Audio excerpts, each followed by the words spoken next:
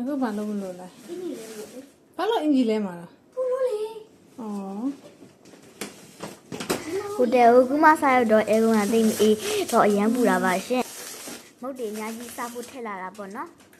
ဒါကတော့မမေရဲ့ skin care တွေကိုမှန်တင်ခေါ်ပေါ်မှာနေရာချပေးနေရပေါ့နော်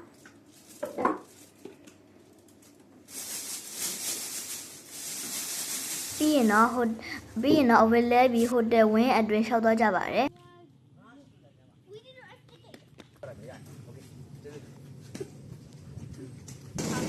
ခုကဆက်လီဘောကိုရောက်နေတာပါဒီပေါ်မှာမုတ်တွေစားပြီးတော့ငါမြခဲ့ကြပါသေးတယ်စိတ်လှုပ်ရှားစွာနဲ့အကြာကြီးကိုငါမြပြီးတော့ငါလည်းမြလိုက်ဘူးပေါ့နော်ပြီးရင်တော့ဆက်လီနဲ့10ထဲမှာရှောက်လဲခဲ့တဲ့အမှတ်တရပါရှင်ပျော်လဲပျော်ခဲ့ပါရဲ့ရှင်